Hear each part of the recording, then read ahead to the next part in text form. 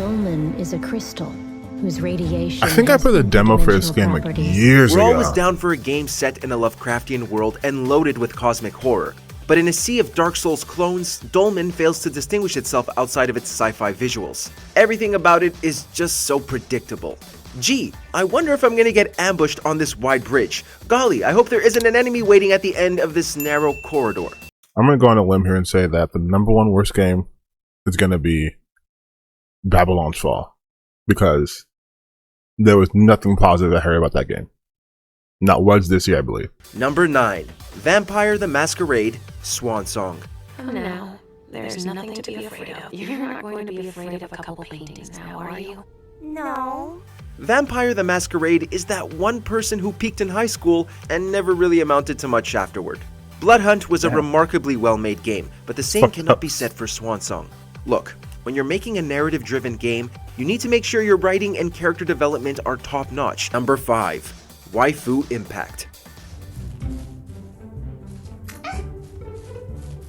Do you want to know the price of utter monotony, sheer boredom, and dispassion for the medium that is video games? Bro, it's called Waifu Impact. You just can't. It only You should have costs reviewed this. $5 to completely drain yourself of any motivation while anime girls run around shooting each other with water guns. Number 1. Babylon's right. Fall. Of course, it's Babylon's Fall. What else would it be?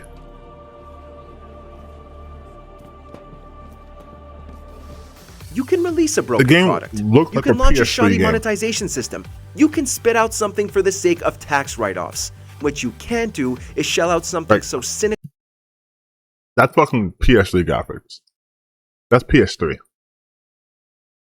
And I know graphics aren't like the end-all be-all, but that's fucking PS3 graphics right there. That should have ended it all and been something like that. That's bad.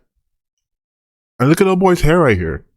It's like stuck to his face. And cash grabby that it makes your entire studio look financially desperate. Ooh. Babylon's Fall was a monumental embarrassment for Platinum Games on account of the game's failure to properly explain its mechanics, its frequent recycling of assets, some of which were borrowed straight from Final Fantasy XIV, and generally dull gameplay. There is nothing of substance here. I mean, yeah, and it just the fact looks that Babylon's ugly. Fall has had physical copies destroyed and announced its shutdown 6 months after launch shows that Platinum Games did not care It about had it enough physical to give it copies. their No, best it effort. didn't. Hold on. It's safe to say that in all of 2022, this was a Hold on. Babylon's Fall copies reportedly been destroyed or given away by game stores. No, that happened. Not an official statement. Square Enix shutting down the game. Yeah, we knew that. But destroying copies? If you want a free case and a coaster, maybe find one of the games that play. That's worse than Cyberpunk. That's worse than Cyberpunk 2077 by far, dude. Oh, top 10 biggest video game controversies? Okay, WatchMojo, we'll do this. I haven't seen you in a while. I actually want to talk about something so much more important than Red Dead Online. Sexism in gaming. Welcome to WatchMojo, and today we're counting down. I'm not saying because sexism in game. I'm not afraid of that topic, but I completely forgot that G4 was like a thing that happened this year. I thought it was last year, which is probably why I didn't do that well.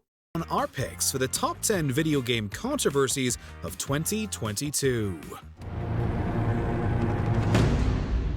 Okay, but For tell this me list, more though. We're looking at the various I'm gonna events skip that shook because the you game can't industry talk about that throughout again. the There's year too many times talking about Diablo 2022. Immortal. Which of these surprised you the most? Was the outrage justified?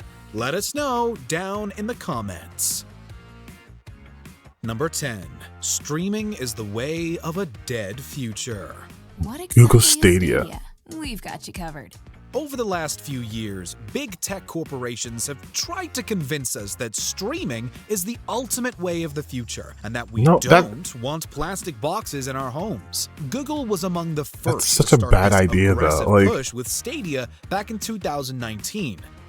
Like, you don't want someone else to be able to control like the media you watch in that way. We already have that problem with digital games where people can just delist a game, like you can't buy it anymore, or if you have it, you can't use it because you only have the license. You don't actually own, the rights to the particular version of the game you bought.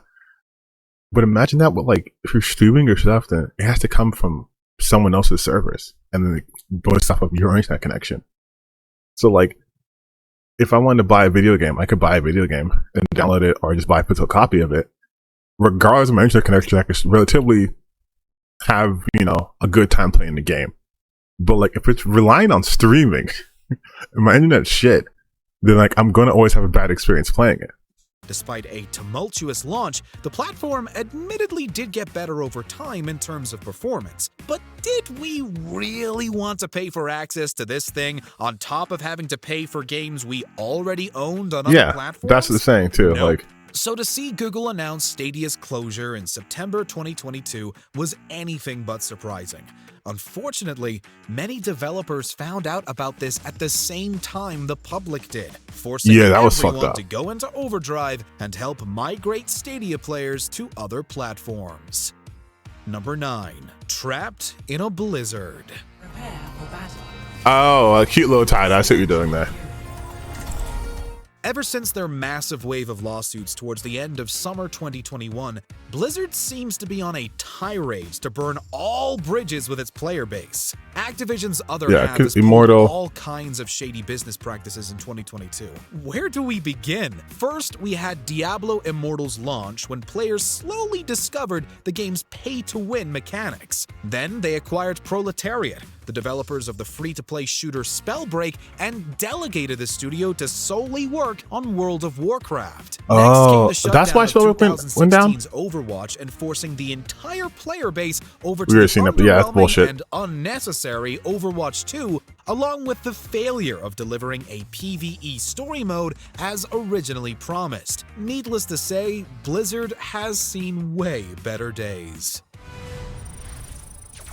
Yeah, things are looking good for Blizzard, but that's kind of their own fault. Number 8. A brand dead twice. Oh yeah, I really miss Kevin when he's gone. And that was... sorry about that. Yeah, no. The resurrection of G4. Okay, here's what I'm gonna say, because I heard things behind G4, like, oh, they were paying like the streamers way too much per episode, trying to go on TV and yada yada. G4 should have just been online streaming thing. That's all it should have been. It shouldn't have been this huge cable production. It should have just been like we're gonna focus on online content. That's where the content is. We're gonna do online content only. We're not gonna be held in like these markets because no one fucking watched this shit on TV. Like, the reason why G4 TV worked back then is because there was nothing like that. You didn't have that kind of an outlet. It was literally a TV for gamers. But that was like over a decade ago. You have things like Twitch. You have, you know, YouTube's way more prominent now. Everyone has a streaming service. Like, putting your shit on cable was a brain dead move. And on top of that, just not focusing on just a select few programs and making all of these fucking programs coming out at once, and like having to, like, you spent so much money on things you didn't need to spend money on. Like, people they even got on the show were streamers. They didn't spend like millions of dollars in their own streams. They built like, you know, connections with their audience. All they had to fucking do. It could have been like an org. 4 was already questionable, as the brand had not been around since 2014. One launch in November 2021, and an estimated $20 to $30 million burned later, and G4 is once again dead. So many factors chalked up to its inevitable demise, from a questionable rant from Indiana Frost Black that attacked the audience and was allegedly doctored during editing, to the network's constant pivot to odd segments like Pickleball. G4 was on a constant decline before it initiated layoffs in September 2022. It wasn't long after that an email leaked to Deadline, revealing that G4 was no more as of October 16th, 2022. The skeleton crew that remained did not know they had lost their jobs until after the leak had been made. To call this a disaster and cash grab nostalgia would be an understatement. If you don't like it, don't watch it. Peace. Number 7. It's all in the frame. With the ongoing spree of homicides and kidnappings across the city, with these titles, it's like frame rate. Like, is that what we're talking about? 2022 saw the gaming industry, media, and community in a frenzy as we approached the launch dates for Gotham Knights and A Plague Tale: Requiem. Upon learning about the games only running at 30 frames per second on modern hardware, many took to social media. Okay, I don't think we're gonna say the media cared that much about fucking Gotham Knights frame rate. I'm gonna be honest. To voice their outrage. However, like gamers, for sure. every person that was demanding 60 frames and only 60 frames, there was another stating their acceptance and apathy towards the difference in frames. No matter which side of the coin you fall on, this wave of conflict will most likely become a selling point for other games. Wait, but listen, don't lump Plague Tale with fucking Gotham Knights. Plague Tale Requiem is actually a good game. Like, it's a good game. As we enter 2023, Gotham Knights is not. Number 6, a fractured ecosystem. I reckon it's got something to do with that girl. It's got everything to do with that little girl. Blizzard Entertainment is not the only video game corporation facing public image problems. PlayStation has been actively chasing players away across the board. Earlier this year, Sony manipulated an upgrade path for Horizon Forbidden West. I don't remember that. We'll dive into more in a minute. Then, the conglomerate raised prices for the PlayStation 5 consoles in several regions across the globe, except for North America. The PlayStation I didn't Plus hear about that revamp was either. deemed a scam by premium members due to Sony's drip feed of content for that tier. And now, it looks as though Sony wants to remake games from the PlayStation 4 generation with The Last of Us and Horizon Zero Dawn. Arrogant Sony is back and in full force. Number 5. Forbidden Purchase. Yeah, I don't remember this part. What was this one? Outrage over PS5 exclusives becoming cross-gen titles, Sony offered players upgrade paths for certain games. If you buy the PS4 or PS5 version, you get the other version for free. However, the company wait. So if you buy the PS5 version, you get the PS4 version? No, I read that wrong. I'm an idiot. It says the PS5 version of those games are both from going to take advantage of PS5 feature set, and we have an upgrade path for PS4 users to get the PS5 version for free. Okay, so it was if you bought the PS4 versions and you got the PS5 version, you could get the PS5 version, you get the other version. If you buy the PS4 or PS5 version, you get the other version. So you get one and the other free. Okay. The company tried getting out of this promise with Horizon Forbidden West. As shown by attorney Richard Hogue of the Hogue Law Firm, Sony put up a store page for the game that prominently displayed the $70 PS5 only version. The option to buy the cross-gen package for $60 was thoroughly buried at the bottom of the store page underneath the marketing, blurbs, and promo pages. And to make the situation even more sketchy, Sony did not allow the cross-gen version to be available for purchase through the PS5 storefront. Not exactly a smart delivery for a much-anticipated game. Bro, why is Horizon always plagued with some bullshit? Like, the games are fine.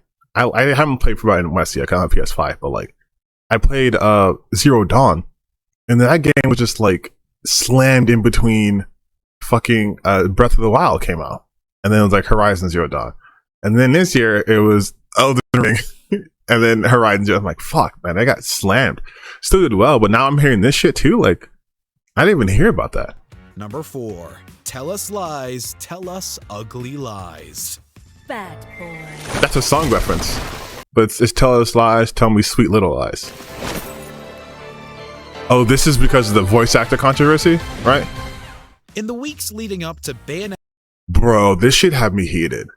Like, because I was like, I'm always against like big corporations. Just my stance. Like, fuck you, you make so much money, you could afford to pay people, you know, their right and stuff.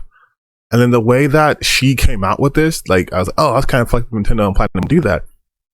And then when you find out the real truth, I was like, man. Bayonetta 3's launch, the internet was thrown into a frenzy after Helena Taylor, the original voice actress for Bayonetta, made a series of allegations towards developer Platinum Games. According to her, she was only offered $4,000 to reprise her role for Bayonetta 3.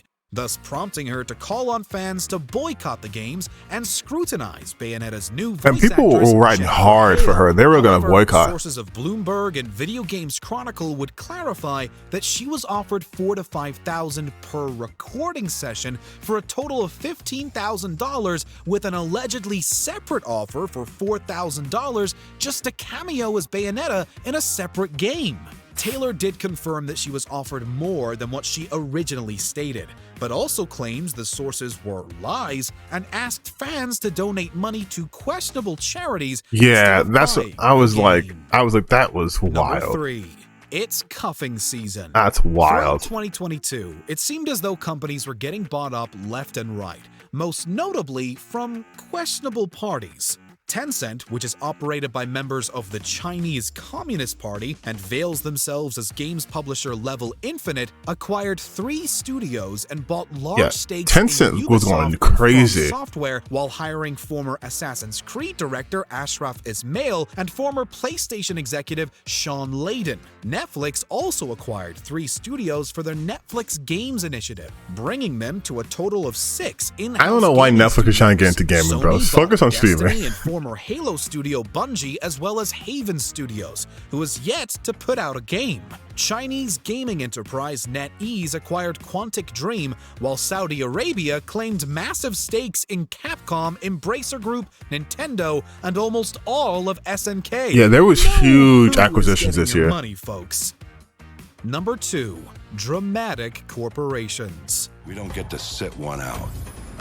Learning to use the tools of modern warfare is the difference between the prospering of your people and utter destruction.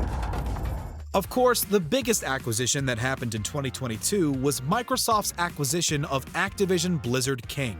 Between commentary from pundits and they're still concerns from fighting that, though. credible That's not analysts, approved. This $69 billion deal has shaken up the industry Nice. in such a way that even head of Xbox Phil Spencer and Sony Interactive Entertainment president Jim Ryan have made their beef public, and it all stems from the possibility of Call of Duty becoming an Xbox exclusive IP.